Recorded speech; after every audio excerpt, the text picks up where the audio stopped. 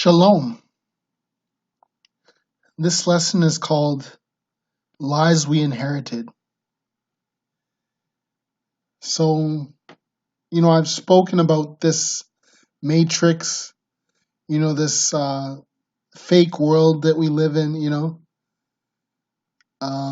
where everything is controlled and through the media, our opinions are forced and pushed onto us. And, like I said in a previous video, school, the church, and the media entertainment is the three ways that they push lies and false beliefs, false doctrines upon all of us. When something that comes to mind is the movie Matrix, when Morpheus is explaining that the world that he grew up in is a matrix. It's a fake world that's pushed upon him by the elites, right? Where almost everything is a lie and everything is false, and it's just pushed upon you just to control you and just to exert power and control over you, right? And essentially making you a slave, right? So that movie, The Matrix, was so powerful because, that is essentially the truth, that we are living in a matrix that is a false world that is created for us to live in, right? Where certain things are pushed on us as normal that aren't normal, and certain beliefs and doctrines are force fed to us through the church, through school, through our entertainment. So I just want to talk about a few experiences that I had. All three of these experiences were when I was traveling, and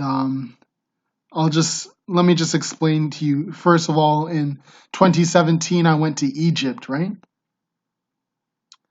And we had a tour guide named Alam, and he said he was asked about just to give you some background, we're looking at all the hieroglyphs and all the art, ancient Egyptian art, right? And anybody can see that from the art that the ancient Egyptians left behind, they were a black or a dark-skinned people, right? And Alam is a light-skinned Arab, our tour guide, right? So, is just the thought of it to me is funny. He was talking about his people, and he said that his people have been there for thousands of years. He says this is their homeland, and they've been there for thousands of years. And it just made me laugh because we're literally looking at the images of the ancient Egyptians, which were obviously a black-skinned people, and he's saying that this is the land of his people, who is a light-skinned Arab, right? An Ishmaelite. But these were the lies that he inherited, He inherited those lies from his parents, from his school, him going to school, him going to his mosque. He inherited these lies, and to him that's the truth, because that's all he's been told all his life, right? But anybody who comes to Egypt and takes a look at the artifacts and the temples and the all the ancient ruins and the drawings and carvings on the wall, you can see that the people that are there today aren't the same people that were there, in the Bible times, way back in the day, thousands of years ago, right? So that's just one instance I wanted to tell you about. Second instance is when I went to Spain, and we went to a cathedral. It was called Caravaca de la Cruz. And in that cathedral, there was a black Madonna and child, a statue, or is a wood carving of, the Mother Mary and the child, which is Jesus, Yeshua, right? And that carving was very dark. It was very black, right? And he was our tour guide. His name was Nacho. That's his nickname, Nacho. And someone asked him why was the Madonna or the Mary statue black? And he said, "Oh, well, it was found a long time ago, and it has darkened with age." Right? So, Spain is one of the places that the Moors took over and ran for about 1,000 years, right? From 711 AD to around 14, somewhere around 1400, right? And so the Moors controlled pretty much all of Europe around that time for about 1,000 years. But mainly, it's like their main headquarters was Spain, right? And so we know that by everything that was left behind, there was many images of Yeshua or Jesus that were, carved or painted in their time to show the Jesus that they worshiped, that they believed in, which was a black Jesus and a black Mother Mary, right? And so that was one of the statues that was left behind, and it wasn't taken out or destroyed or anything like that. And so Nacho told us that the statue has darkened with age. So he's implying that the statue was originally light or white, and that over time the statue became dark, which is nonsense, right? Anybody who's done some type of research, they know that the Moors ruled Europe for 1,000 years, right?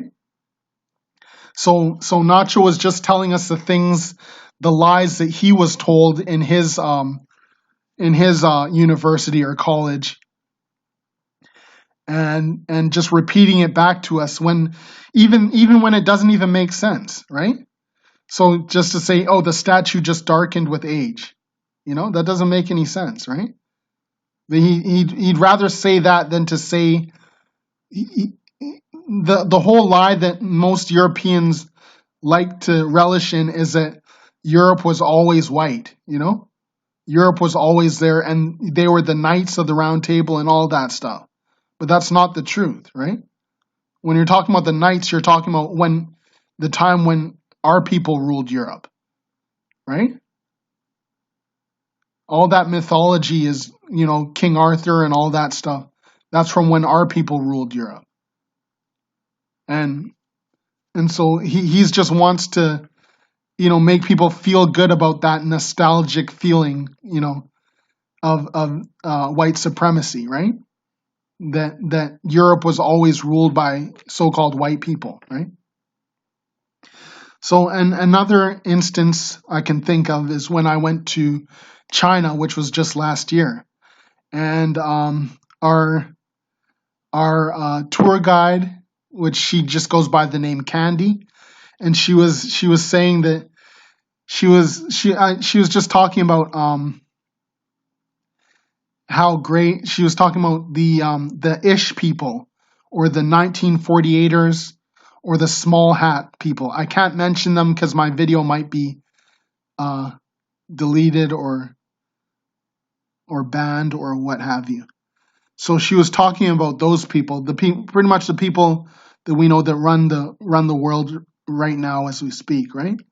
And she's saying, oh, how they what was she saying? She's saying, oh, look at how great these people are and the influence that they have on the earth right now. You know, what she was saying is they're so smart. Oh, I just can't believe it. They're so smart. These people are so smart, you know? And, you know, when you think of it, all the, you know, okay, on one hand you can say, okay, from a Machiavellian viewpoint, you can say, okay, they were smart and they used everything at their disposal to rule the world now. But then on the other hand, you got to say, well, wait a minute. They almost everything that they've done and that they're promoting is a lie, and it is lies. You know, they're the ones who essentially made this world that we live in, and it's full of lies. You know, like one of the things that comes to mind is that, you know, the 6 million number that they're always pushing out there, right? When before the world wars, there wasn't even said to be that many of them. But then they claim that it's 6 million, you know? And these people, they claim they they owned all the slave ships. They financed the slave trade. So they knew they had us in bondage, and during that time they took our identity. So they say that they are the chosen people, while we didn't even know who we were, because it was who we were was beaten out of us. We couldn't have our beliefs. It was beaten out of, if we speak Hebrew, it was beaten out of us. So they used that as a weapon against us, and a weapon against the world, to fool the whole world. And still to this day, they're getting billions of dollars from around the world, going to going to Israel, right? Billions of dollars every year, going from America, from Canada, from all over the West, going to Israel, right? And they fooled the whole world into believing that they are the chosen people, the seed of Jacob, the Israelites, right? But we know that they're not. So yeah, just a few things. People, it's like they're not aware of the lies that they've inherited from going to school, from going to church, from the media, from the entertainment industry, right? One thing, if you're listening to this, really think about why all these, this group of people that I'm talking about, the 1948ers, they own the movie and television industries. And how come all these, pretty much anyone in history is always shown as a so-called white man or a so-called European? From the ancient Egyptians to the ancient Israelites, to ancient Hamites, Nubians. Even when they do a movie about the Middle East, they show Arabs as white people. They're just obsessed with whitewashing all history and making everyone in history whoever did anything to be white people, which is lies. And look at the image of Yeshua or Jesus. That image has always been white, because it's those same people, the 1948ers, who control the media and control the churches. So that image is always pushed on people. It's always pushed on people everywhere you go, right? It's lies. So let's go into some scripture now. We'll start with John chapter 8, verse 44.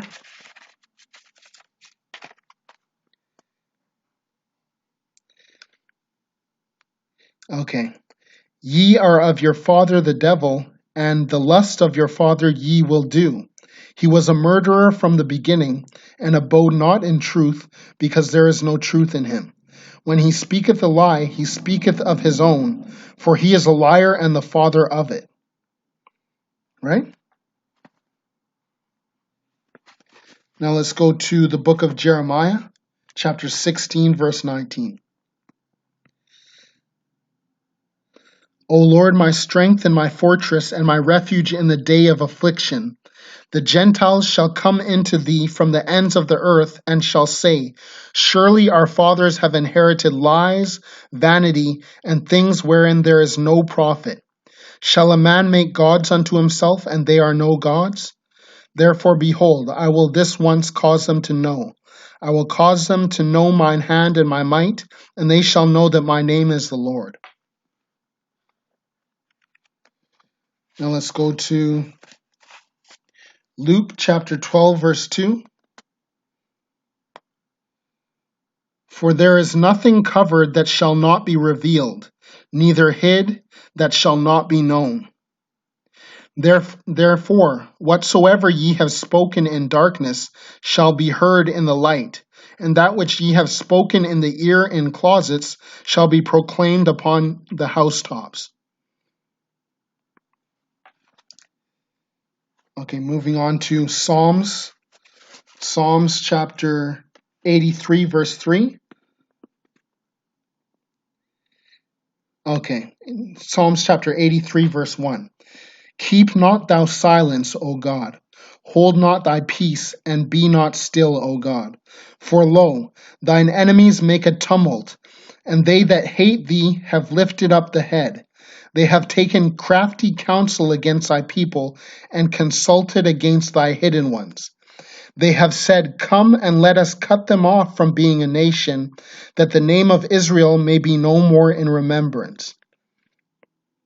For they have consulted together with one consent. They are confederate against thee. The tabernacles of Edom, and the Ishmaelites of Moab, and the Hagarenes, Gebal and Ammon, and Amalek, the Philistines, and the inhabitants of Tyre. Right?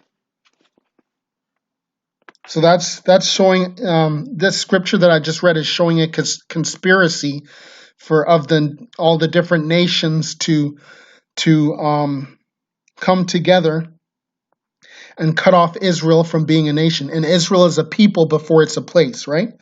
So when we're talking about Israel, we're talking about Negroes, Latinos, and Native Americans, right? That's what we're known as in the world. We're not known as who we are, which is the Israelites. See, they have consulted together with one consent. They are confederate against ye. See, and it says Edom, which is the white man, Ishmaelites, which are the Arab, Moab, which are the Chinese, Ammon, which are the Japanese, Amalek, which is the 1948ers, the Philistines, which are Africans, right? So it's saying that all these people have come together to cut off Israel, to make sure that Israel is no more in remembrance, right? They want to make a new Israel, which is these so-called white people that live in the Middle East right now, right? What they want is they don't want us to be Israel, right? Now let's go to the book of Obadiah, chapter 1, verse 6. How are the things of Esau searched out? How are his hidden things sought up? All the men of thy confederacy have brought thee even to the border. The men that were at peace with thee have deceived thee and prevailed against thee. They that eat thy bread have laid a wound under thee. There is none understanding in him. Shall I not in that day, saith the Lord, even destroy the wise men out of Edom, and understanding out of the mount of Esau? And thy mighty men, O Teman, shall be dismayed, to the end that every one of the mount of Esau may be cut off by slaughter. For thy violence against thy brother Jacob, shame shall cover thee, and thou shalt be cut off forever. right? So the Most High is saying that for Esau's violence against his brother Jacob, which is us, the Israelites, he's going to be cut off forever by slaughter. Now let's go to Revelations chapter 21 and 8.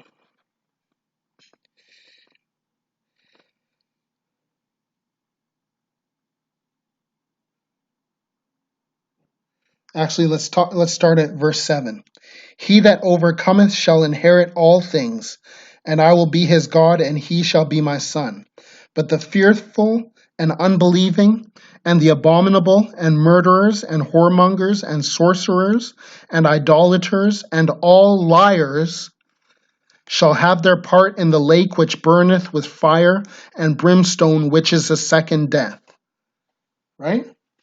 So that's what the Most High promises to all the liars, right? They shall have their part in the lake which burneth with brimstone. So to Israel, which are the so-called Negroes, Latinos, and Native Americans, keep enduring, keep the faith, keep reading these scriptures, right? Keep teaching, and shalom.